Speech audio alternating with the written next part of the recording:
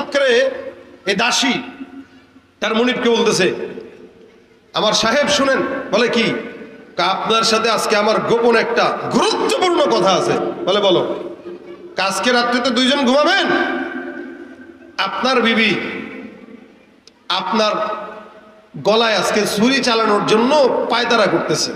বলে কেমনে জানছো? আমি এটা খবর পাইছি। ওদিক দিয়া বউরে আবার কইছে, শুনেন আপনার জন্য একটা সুখবর আছে। বলে কি সুখবর?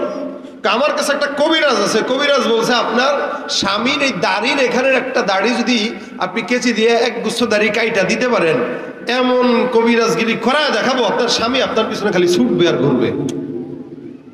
বিবি তো খুব পছন্দ করছে কথা এটা। হ্যাঁ, স্বামী এখন থেকে আমার পাগল হবে। থানভীর রহমতুল্লাহ আলাইহি কয়, এবার বউয়ে রাত্রেবেলা ঘুমায় না, স্বামী ঘুমের ভান ধরে পড়ে রয়েছে যে বউ আসবে তারে মারার জন্য। বউ এবার একটা চাকু নিয়ে গেছে, চাকু নিয়ে চিন্তা করছে স্বামী আমার কখন ঘুমাবে, আর এখানের কিছু দাড়ি কেসি দিয়ে কি করব? কাটবো, ছুরি দিয়ে কাটবো, কবিরাজকে দিব যাতে স্বামী আমার পিছনে দৌড়ায়। আর স্বামীরা কি বলছে যে বউ আজকে কি করতে আসবে?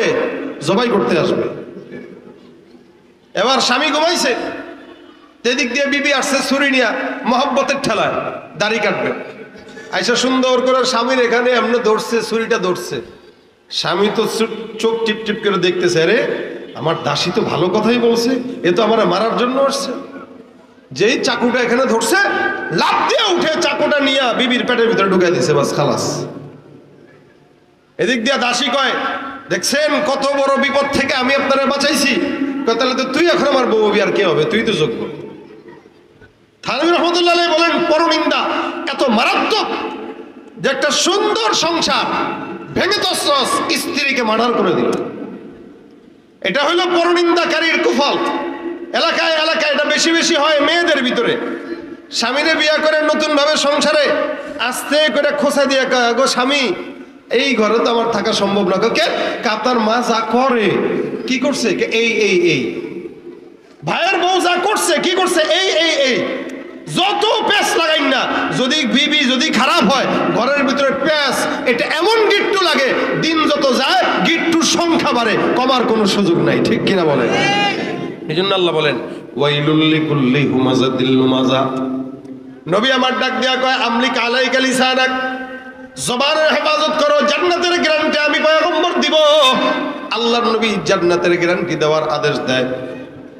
হযরত আবু বকর সিদ্দিক রাদিয়াল্লাহু তাআলা আনহুর নাম শুনছেন তো আপনারা? অনেক বড় একজন সাহাবী, ইসলামের প্রথম খলিফা আবু বকর সিদ্দিক রাদিয়াল্লাহু তাআলা আনহু একবার রাস্তা দিয়া বের হয়ে উনি ওনার জিহ্বাটা ধরছেন। জিহ্বাটাকে একবার ডানে নেন, বামে নেন, সামনে নেন, পিছনে নেন, বারবার জিহ্বাটাকে টান দেয়।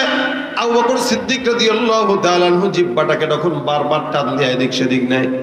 সাহাবা আজমাইন দেখে ডাক দেয়া কয়, আবু বকর সিদ্দিক বুঝলাম না, আপনি আপনার জিহ্বাটাকে কখনো কখনো টান দেয়া কষ্ট দেন, আবার কখনো মুখের ভিতরে পাথরের টুকরা রেখে দিত।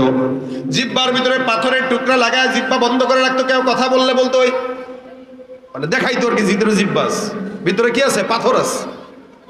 সাহাবা আজমাইন ডাক দেয়া বলেন, আবু বকর কাহিনী বুঝলাম না, জিহ্বার ভিতরে পাথর নিয়ে আপনি বারবার এরকম মুখটা বন্ধ করে রাখেন, আবার জিহ্বাকে বারবার টান দেন, কি কারণ?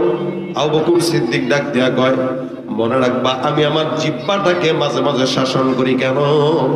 এই পৃথিবীতে যত মুসলমান, যত মানুষকে আমি বিপদের মধ্যে পড়তে দেখলাম, প্রত্যেকটা মানুষ তার জবানের কারণেই বিপদে পড়েছে, জিহ্বার কারণেই সম্মান আর ক্ষমতা নষ্ট হয়েছে। এই জন্য আমি আমার জিহ্বাকে হেফাজত করার জন্য ডানে টান দেই, বামে টান দেই। এ মুসলমান নবীর উম্মত, এই কারণে আল্লাহ পাক রব্বুল আলামিন বলেন, ইয়া আইয়ুহাল্লাযীনা আমানু জিতানিবু কাসীরাম মিনাজ-যন ইন্না বা'দাজ-যন্নি ইসমুন ওয়া লা তাজাসসাসু ওয়া লা ইয়াগতাব বা'দুকুম বা'দা। এ মুসলমান, ধারণা থেকে বাঁচো, জীবত থেকে বাঁচো, একজন আরেকজনের গীবত করবা না। আইয়ুহিব্বু আহাদুকুম আইয়াকুলা লাহমা আখিহি মাইতান ফাকারিহতুমু। কেউ কি পছন্দ করে যে সে তার মরা ভাইয়ের গোশত খাবে? এটা কি কেউ পছন্দ করে?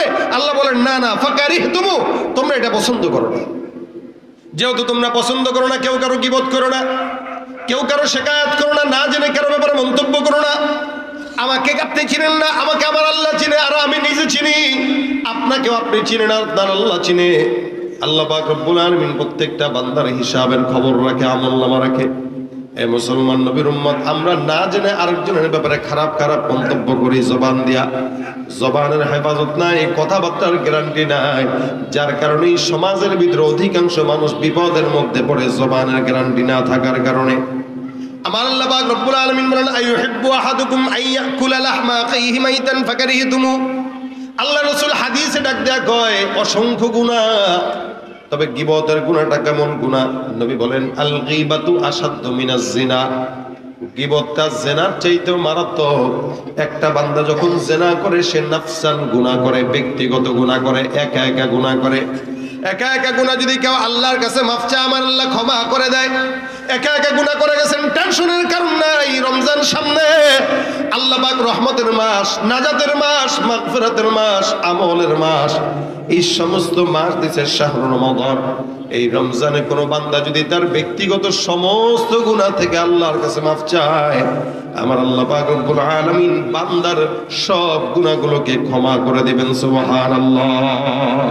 রহমতে দেয় ভরে দেয়, মাগফিরাতের দ্বার খোলা, পাপী যত হও গনত, আছো যত পথ ভোলা। রহমতে দেয় ভরে দেয়, মাগফিরাতের দ্বার খোলা, পাপী যত হও গনত, আছো যত পথ ভোলা। আসলে ফিরে নাজাত পাবে, আল্লাহ তাআলার শুনলে ডাক। আসলে ফিরে নাজাত পাবে, আল্লাহ তাআলার শুনলে ডাক। শোনো মানুষ ডাকছে তোমায় রমজানুল মুবারক। সৃষ্টি যত সবার মাঝে সুখের হাওয়া বয়ে যাক। সৃষ্টি যত সবার মাঝে সুখের হাওয়া বয়ে যাক। শোনো মানুষ ডাকছে তোমায় রমজানুল মুবারক। শোনো মানুষ ডাকছে তোমায় রমজানুল মুবারক। সেহরিতে জাগার মাঝে মুমিন যে পায় কি শান্তি, তারাবিতে দূর করে দেয় সকল বিভেদ ভ্রান্তি। সেহরিতে জাগার মাঝে মুমিন যে পায় কি শান্তি, তারাবিতে দূর করে দেয় সকল বিভেদ ভ্রান্তি। ইফতারিতে সুখ নাবিল, তাহার মাঝে নেই যে ফাঁক। ইফতারিতে সুখ নাবিল, তাহার মাঝে নেই যে ফাঁক। শোনো মানুষ ডাকছে তোমায় রমজানুল মুবারক। সৃষ্টি যত সবার মাঝে সুখের হাওয়া বয়ে যাক। সৃষ্টি যত সবার মাঝে সুখের হাওয়া বয়ে যাক। শোনো মানুষ ডাকছে তোমায় রমজানুল মুবারক। শোনো মানুষ ডাকছে তোমায় রমজানুল মুবারক। গুনাহ মাফ করা দরকার আছে তো? কি বলেন, আছে না? রমজান সামনে আসতেছে, গুনাহ মাফের জন্য প্রস্তুতি সংখ্যা এখন থেকেই নেওয়া দরকার। আল্লাহ পাক রব্বুল আলামিন বান্দার সব গুনাহ মাফ করবেন। নাফসান যে গুনাহ নিজে ব্যক্তিগত করে, গভীর রাতে করলেও কেউ জানে না, ওই সমস্ত গুনাহ আল্লাহ পাক রব্বুল আলামিন বান্দা যদি আল্লাহর কাছে মাফ চায়, আল্লাহ মাফ করে দেয়। রাসূল করিম সাল্লাল্লাহু আলাইহি সাল্লাম বলেন, এ মুসলমান, আল গীবাতু আশাদ্দু জিনা। গীবতের গুনাহ জিনার চাইতেও মারাত্মক। গীবতের গুনাহ এত খারাপ, আল্লাহ পাক রব্বুল আলামিনের বান্দা যদি গীবত শিকায়াত করে, ওই গুনাহ আল্লাহ পাক রব্বুল আলামিন মাফ করে না কেন? গীবতের গুনাহটা জিনার চাইতেও খারাপ কেন? আপনি আমার গীবত করলেন, আমার হক নষ্ট করার গুনাহ হইল, আমার সম্মান নষ্ট করলেন। যতদিন আমি আপনাকে মাফ করব না, ততদিন আল্লাহর দরবারে আপনার কোনো মাফ নাই। শুধু তাই না, নবী বলেন, কেউ কারো গীবত করলো, পরনিন্দা করলো, প্রতিহিংসা করলো, তো ওই ব্যক্তির গুনাহ তার আমলনামায় আসলো, তার আমলনামা তার কাছে চলে গেল। তা আপনি ঢাকার শহরে বসা কক্সবাজারের একটা মানুষের গীবত করলেন, তার নেকিগুলো, আপনার নেকিগুলো তার কাছে দিলেন, তার গুনাহগুলো আপনি নিলেন, অথচ আপনি তাকে চিনেনও না, দেখানো নাই, শুধু দূর থেকে শত্রুতা করে আপনার কষ্টের নেকিগুলো তার আমলনামায় দেওয়া। এর চাইতে বোকামি আর কোনো কিছু হতে পারে না। কি দরকার? এই জন্য নবী ডাক দিয়া কল গীবাতু আশাদ্দু মিনাজ জিনা। জিনার চাইতেও মারাত্মক গুনাহ। নামাজ পড়লেন, গোপনে গোপনে বের হয়ে গীবত করলেন, শেষ। হজ করলেন, গীবত করলেন, শেষ। আমি এমন মানুষকেও দেখেছি যারা বাইতুল্লাহ তাওয়াফ করারত অবস্থায় গীবত করতেছে, সাফা মারওয়া সাই করতেছে আর গীবত করতেছে আর সাই করতেছে। আল্লাহর ঘরে আছে, বসে বসে গীবত করে, শিকায়াত করে। আল্লাহর নবী বলেন, জিনার চাইতেও মারাত্মক অন্যায় করলা, কারণ যতক্ষণ ওই বান্দা তোমাকে মাফ না করবে, আল্লাহ রব্বুল আলামিন ততক্ষণ মাফ করবে না। নবী করিম সাল্লাল্লাহু আলাইহি ওয়াসাল্লামের জামানায় দুইজন মহিলা রোজার হালতে, রোজার হালতে এরা দুইজন মহিলা রোজা রাখলো। হঠাৎ করে তাদের পানির পিপাসা লাগলো। রাসূলের কাছে খবর আসলো, ইয়া রাসূলুল্লাহ, দুইজন মহিলা রোজা রাখা অবস্থায় এদের পানির পিপাসার কারণে মৌতের মতো অবস্থা হয়ে গেছে, একদম অজ্ঞান হয়ে গেছে। নবী আমার ডাক দিয়া কয়, এদেরকে আমার কাছে নিয়ে আসো। আল্লাহর নবীর সামনে তাদেরকে নিয়ে আসা হলো। নবী আমার ডাক দিয়া কয়, এ দুইজন মহিলা, তোমরা অবশ্যই গোশত খেয়েছো, যার কারণে তোমাদের পানির পিপাসা বেশি বেশি লেগে গেছে।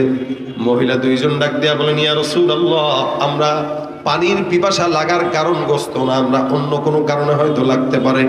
আমরা সাহারির সময় খেজুর খেয়ে রোজা রেখেছি, আমাদের নিজেদের ঘরে চুলায় আগুনও তো জ্বলে না, গোশত কোথায় পাবো?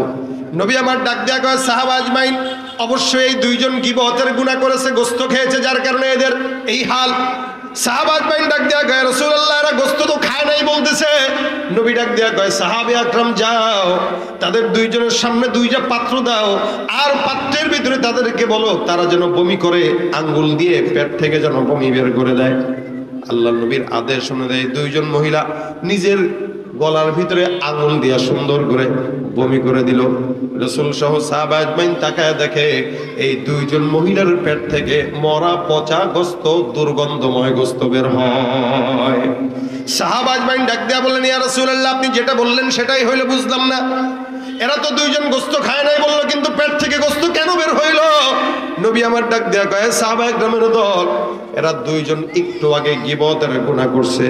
কোন বান্দা যখন গীবত শিকায়াত করে, ওই বান্দা তার মরা ভাইয়ের গোশত খায়, আর এই দুইজন মহিলা তাদের মরা ভাইয়ের গোশত খাইছে, আর এই গীবতের গুনাহ গোশত গুলা তাদের গীবতের বমির মাধ্যমে তাদের পেট থেকে উঠে আসছে। মহিলাদের দুজনকে ডাক দিয়ে রাসূল বলতেছেন, শোনো, গীবতের গুনাহ এটাই যে বান্দা গীবত করবে আর নিজের মরা ভাইয়ের গোশত খাওয়ার গুনাহ করবে। তোমরা যে গুনাহ করছো এটার আলামত তোমাদের পেট থেকে মরা পচা দুর্গন্ধময় গোশত বের হইতেছে। গীবত করছো মুখ দিয়ে আর গোশত খাইছো, আর সেটা আলামত তোমাদের চোখের সামনে স্পষ্ট। এই জন্য ভাইরা আমার, গীবত, ওয়ালা ইয়াগতাব বা'দুকুম বা'দা আইয়ুহিব্বু আহাদুকুম আইয়াকুলা লাহমা আখিহি মাইতান ফাকারিহতুম ওয়াত্তাকুল্লাহ। খবরদার গীবত করবা না, আল্লাহকে ভয় করো। আল্লাহ পাক অন্য আয়াতের মধ্যে বলেন, ইয়া আইয়ুহাল্লাযীনা আমানু লা ইয়াসখার কওমুম মিন কওম আসা আইয়াকুনু খায়রাম মিনহুম ওয়ালা নিসাউম মিন নিসাইন আসা আইয়াকুননা খায়রাম মিনহুম। আল্লাহ পাক বলেন, এই পুরুষেরা, তোমরা যারা দল করো, আমাদের দেশের দলের নেতা যারা, এক দলের নেতা আরেক দলের নেতাদেরকে গালি দেয় স্টেজে উঠা। এক দল আরেক দলকে, আমি অমুক বংশের, সে তমুক বংশের।